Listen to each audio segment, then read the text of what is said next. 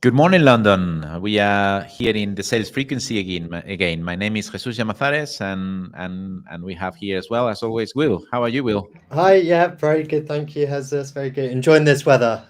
Enjoying the weather indeed. I think we will reach 24 degrees Celsius today in London with some nice sun.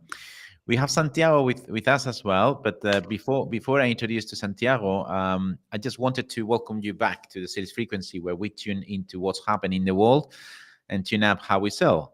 So today's episode is about AI won't save your sales team. The AI hype is everywhere, but what's real, what's not, and where should we focus? So we love to start with some history tip. Back in 1956, the term artificial intelligence was coined at a summer conference at Dartmouth College. The early researchers thought we'd have human level AI in 20 years. Okay, that was 56, so 76. Still 70 years later, AI can simulate intelligence and do some cool stuff, but it cannot mean anything really, and that difference really matters in sales. So we're joined today by Santiago Martinez, Senior Business Developer at Symanto, a company at the forefront of psychology-driven AI. Santiago, welcome. Good morning, good afternoon. Good morning and good afternoon, Jesus. Thank you for having me today. Thank you very much. Would you like to introduce yourself a little bit and tell us why this topic is so relevant to sales professionals? Okay, I started my career 27 years ago with my own business.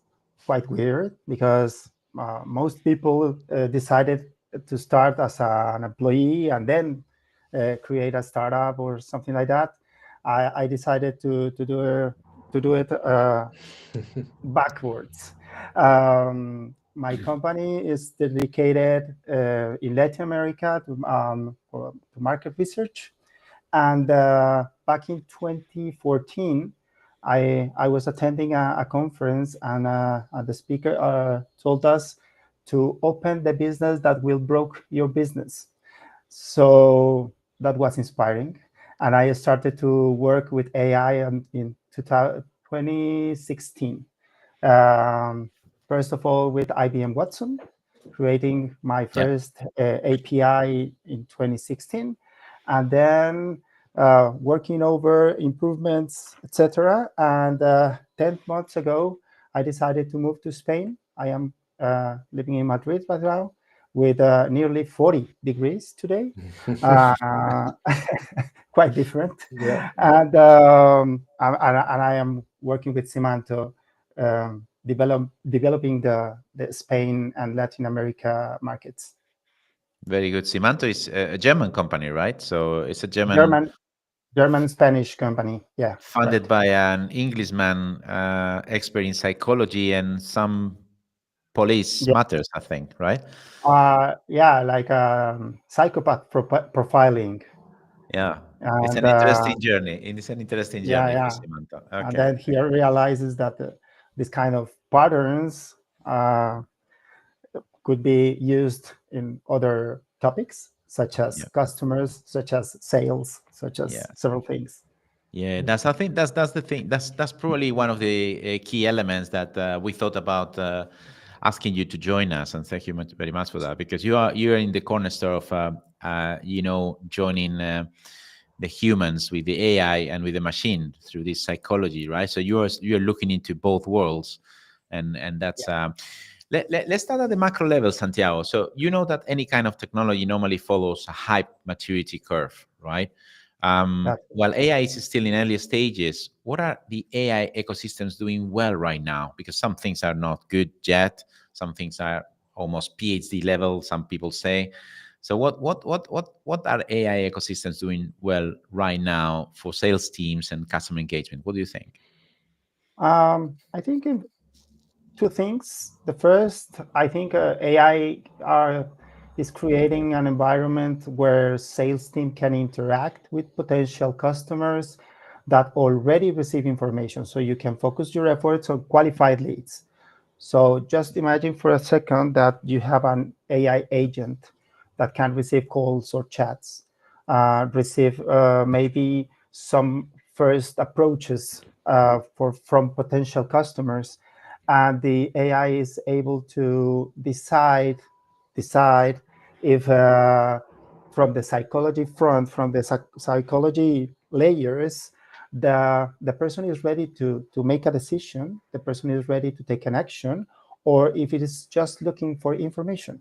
So you can focus your effort really on those kind of people that are ready to set a new agent, to set up a new capability, rather than maybe talk a lot of times with people just looking for basic information, for first layers information about your product. I think this one is the first one. And the second one is creating a 24/7 capability where current customers, can receive self-service information and solutions. So you can, as a salesperson, dedicate your time to bring new customers to take customer care to the next level, because basic information, basic tasks such as, hey, where's my invoice? Where's my NDA? I can find whatever document it is. Will waste your time when you are looking for new customers, when you are looking for really big problems, rather than running after an NDA. Yeah. And Santiago, what about the limitations as you see it today? Where do you see companies overestimating AI, or placing too much faith in what it can deliver? I think we have now like mixed informations. I think you are receiving information about, I don't know, hallucination problems. I don't know, like AI making up some information, but you are not really investing your time in to understand the potential of AI. So I think it's a little bit of unmaturity, I have to say, from the companies, and maybe a kind of fear to make the first step. And the solution for that is to create a comprehensive environment where you can test some agents or test some AI capabilities in general, not to mess up all of or a lot of things inside your company, and you can be quite sure about their real capabilities and the limitations. But I think it's a mixture of maturity and lack of information in some points. Yeah, I think we are looking into this as well, right? So when we talk to companies, there is a lot of lack of information. Many companies are like having AI in their strategic agendas, but they don't know how to do AI, what AI to do, what to pilot, right? And because there are no major AI winners on the space yet, right? There are dozens or hundreds of companies offering AI solutions, so it's difficult for companies to decide what. And sometimes they try to test very quickly without a deep dive and or a proper, preparation. And of course, the results are not as expected, because when you say artificial intelligence, intelligence is a very powerful word, right? Everyone That's is correct. thinking about having there like a super intelligence that will be fixing everything, which is not the reality, right? So you need to understand. Yes, I think there is an important distinction that all the AI tools and software can signal a lot, but they sometimes don't always know, not always they translate into an insight, right? So you need to elaborate from there, and the gap is where probably the great salespeople step in my view. Yeah, back in 2021, I wrote a book called Digital Empathy, trying to bring over the table a basic thing. It is about customer knowledge. If you truly understand your customer, you can prioritize the tools that you are going to need in the next I don't know, months or years. But if you are thinking first about technology, you will be outplaced, because customers first.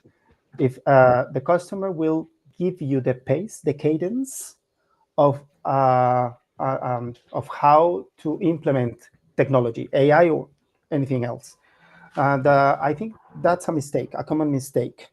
And here about, or talking about a salesperson would appreciate a tool that really delivers customer understanding, customer knowledge, rather than just data.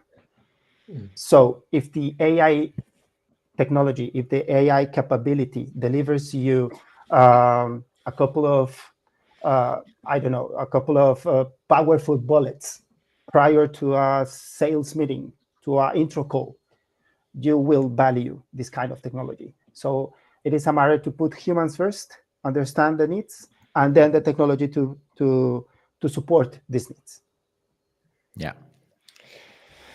Absolutely. I just wanted to quickly just pause and invite anyone, if they're watching live, love to hear from you. If you have any questions, please pop it in chat.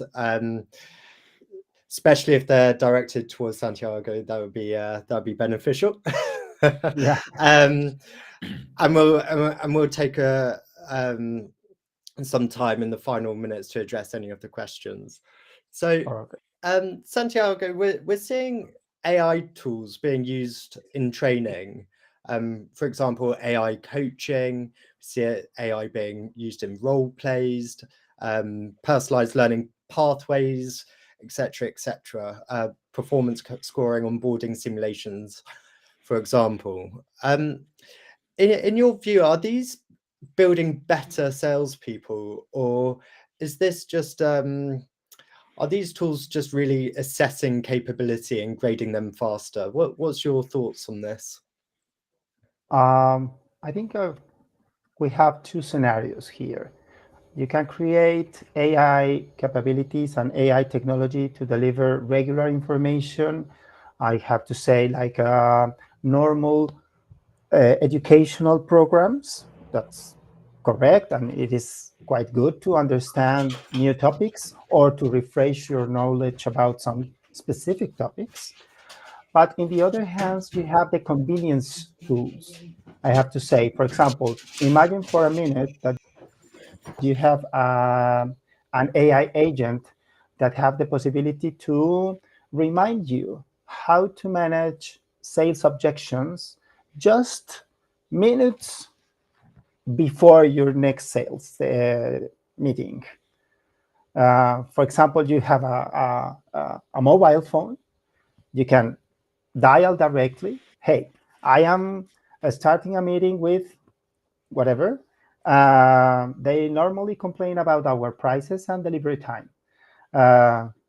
Give me some ideas to tackle this kind of objections. And there's the other scenario, the convenience, the time convenience information on your hands. So both are very valuable, and both will be used in different for different needs. One for structured information to understand and leverage your knowledge on some topics, and the other one like a safeguard, like, hey, 2 new ideas for your next call. Yeah, that's true. That's true. So thank you, Santiago, for that. One thing we are passionate about at Consalia is the mindset-led development. So you know that based back 20 years back in history, we our CEO made a PhD research around the sales mindsets and the values, and we found 4 values: authenticity and client-centricity, which these two are really building the trust and the relationship foundation for a productive, business. And then proactive creativity and tactful audacity, which is about create, but also be bold on suggesting or making proposals while not crossing the red line, right? So these last two ones, Yeah. the creativity, the proactive creativity and tactful audacity, are probably the ones that makes great professionals stand out from other professionals, at least from our point of view, our research that we did with more than 100 C-level executives. Do you see a role for AI in supporting the development of those kind of traits?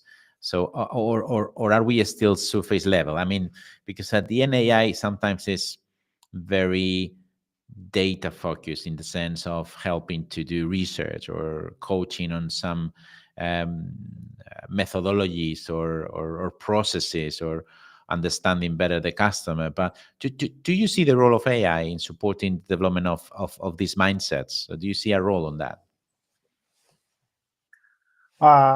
Yes, yes, and I can imagine, and we are working on a couple of things right now.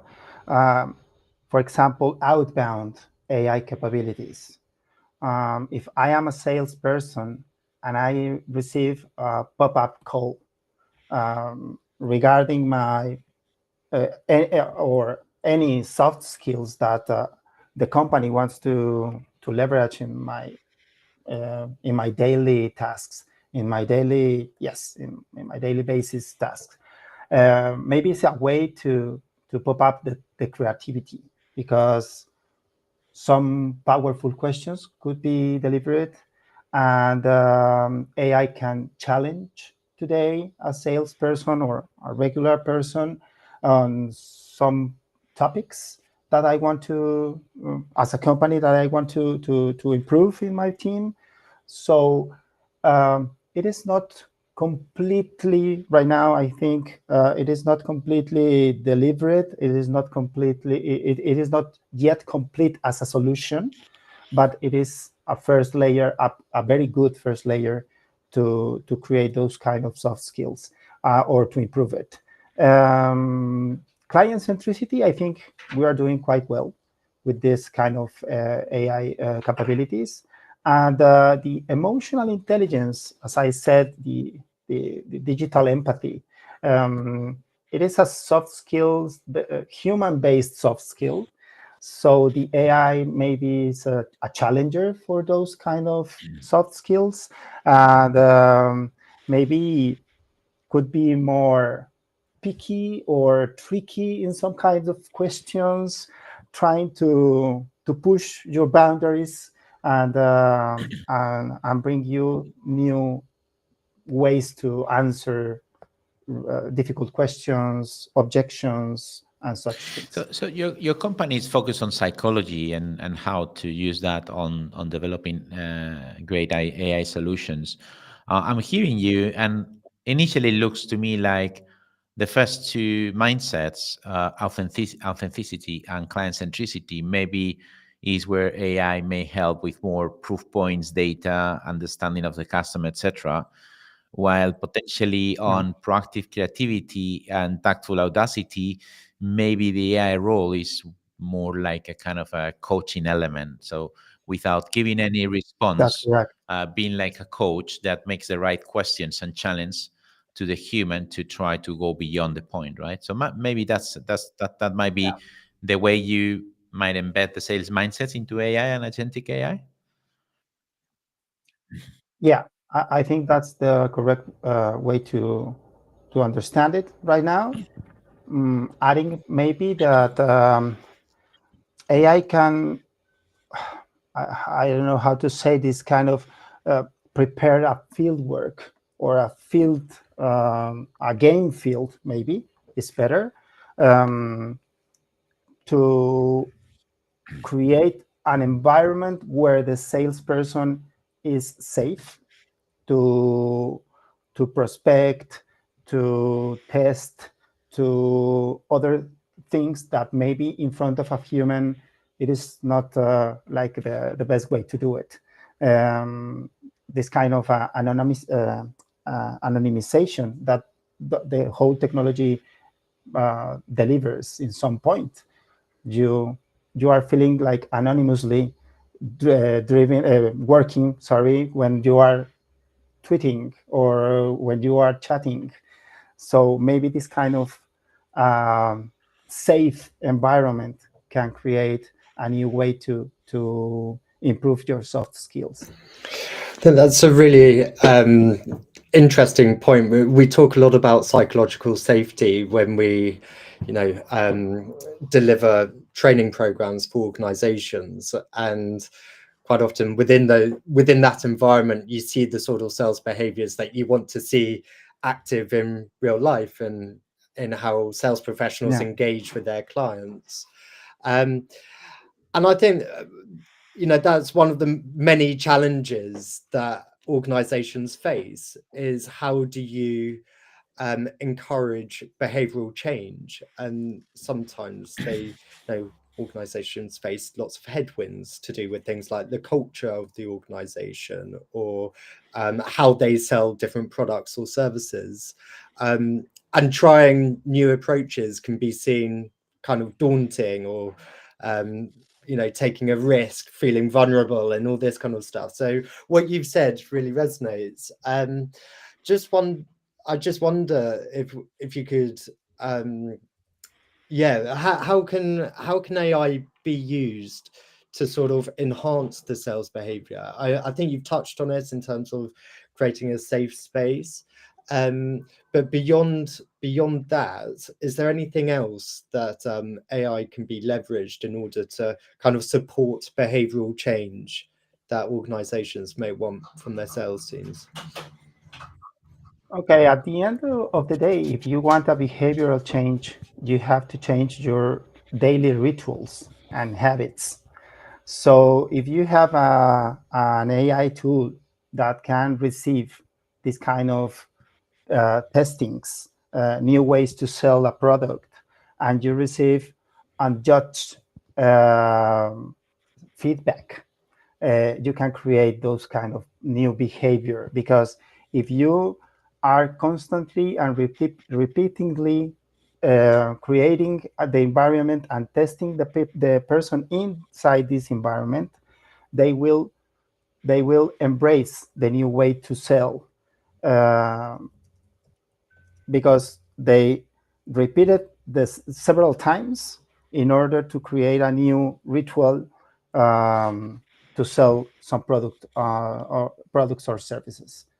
I don't know if I was clear on that. I think so. Jesús, do you have any follow-up questions on that? No, I think it's clear. I think it's crystal clear, Santiago. Thank you very much for that. I'm conscious of time because we have a few minutes left. We have some more questions here, but let me just jump into something that came from the audience.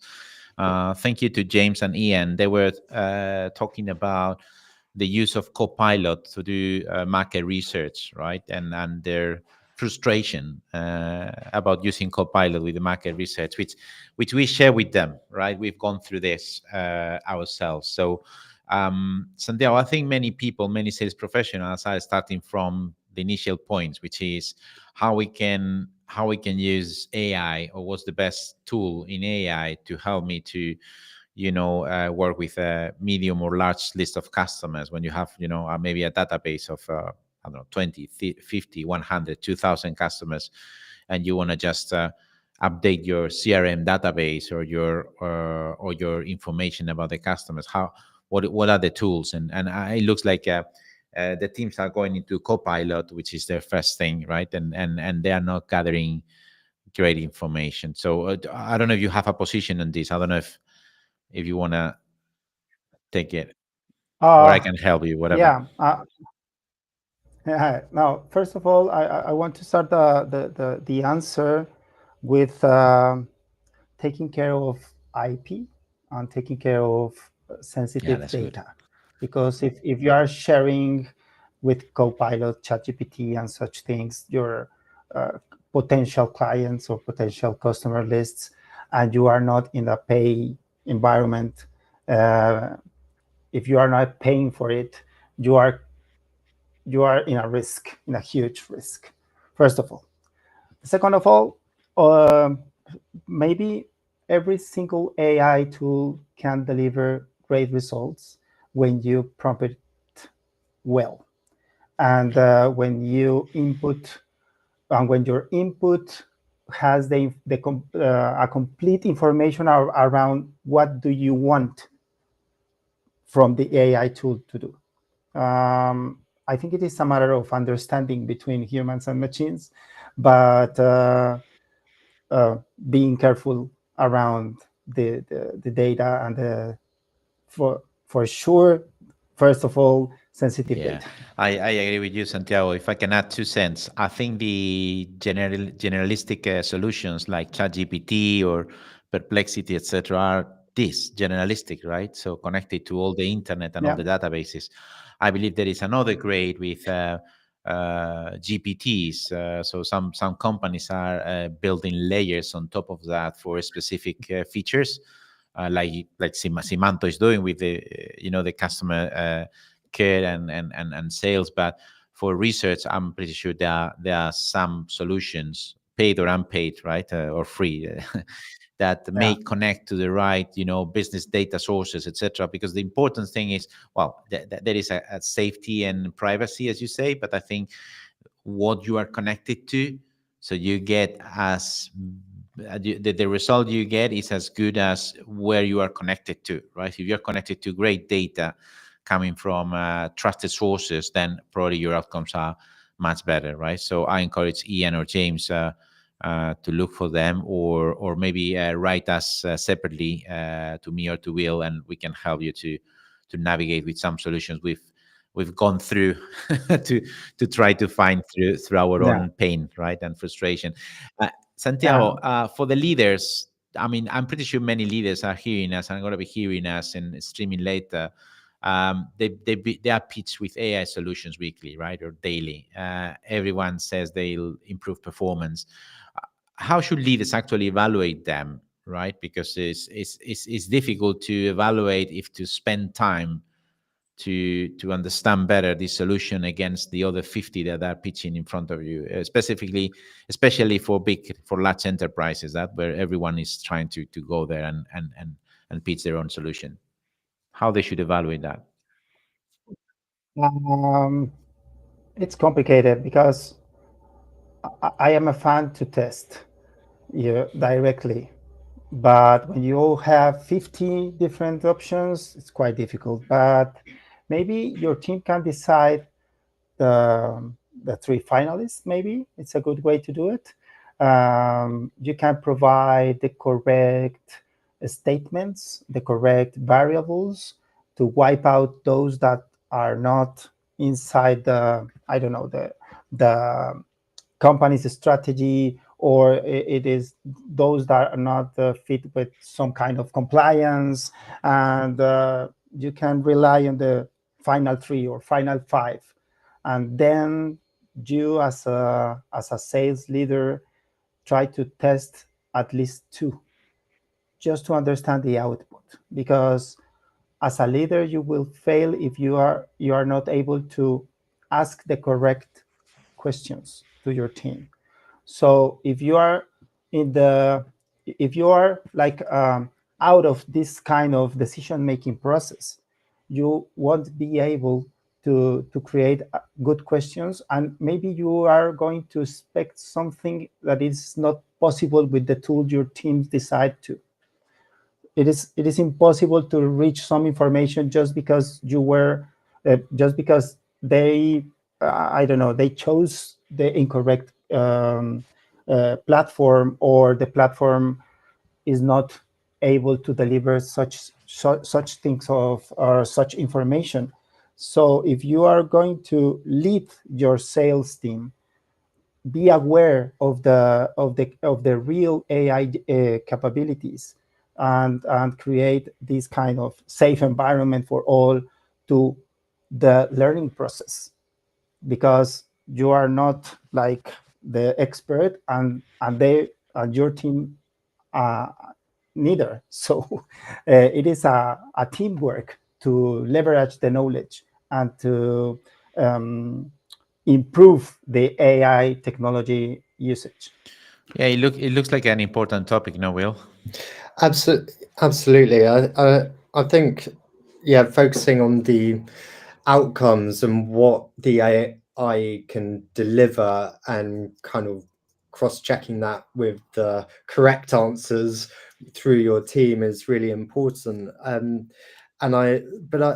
Something that I was thinking about as you were speaking, Santiago, is how much should we put energy into in terms of the inputs, the data that you're giving an AI engine, in order for it to come up with the right outcomes? And what are are there any red flags that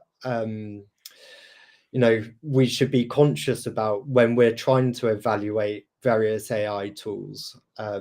Because I think that's one thing that certainly we've been conscious of in Consalia is, where is data being stored? How's it being used? Who has That's control of the data? Because once it goes into the AI engine, it's there. It kind of exists in the AI sort of world. I think we have we need support from compliance team or legal team, because in some points they are like aware or all the bad scenarios, no worst case scenarios, and GDPR compliance, ISO 27000 are quite good tools to assure you that you are working with not just a correct tool, but a safe tool. In some points, leaving the European and UK space, when you leave when you ask for a question, you cannot be. You have to assure that your data is not traveling abroad. Yeah. So we are talking now about like on-site clouds and several such things, just to be sure, quotation, just to be sure that your data is safe. But I think it is a matter of teamwork between sales and compliance, because it is a matter of a company, maybe I forgot the word, like when you are you have to safeguard your know-how and your goodwill behind all your tools and procedures, including AI tools. Sorry. No, that's a very good point, right? Because at the end, you're using external solutions from someone, and you're gathering a lot of data. You're training. Reputation with the Right? world. Yeah, you're training, Yeah. so you need to protect all these things. So I think just to start the wrap up. So I think the message is that let's not get distracted by dashboards. So I think we need to start with the outcome we want to do. Then do a proper research, get advice. We are in Consalia. I starting this AI series, special series within sales frequency, because we are soon to announce our plans for AI, which are quite strong. And we've been in where Ian and James were saying before, trying to find, doing our own research on companies and trying to gather the latest role and positions from LinkedIn. Nothing is connected, so there are a lot of hurdles, but the ecosystem is quite wide. It's about to understand where to start with and get an advice, and then decide where the AI may help, how they can help, always in the way of augmenting the human, right? Because it's not to substitute. Yeah, that's good. No, Will? Yeah. Great. And Santiago, thank you so much for your time. And I think for anyone who's listening to this, if you want to find out more about Symanto, please get in touch. We're more than happy to introduce you. Likewise, if you're interested in Consalia, please get in touch. Yeah. Or AI, or just have a chat. Or AI, yeah, exactly. Thank you for having me. It was a pleasure to share this moment. Thank you so much, and thank you for tuning in. Thank you very much. See you next Thursday. Bye. Bye-bye.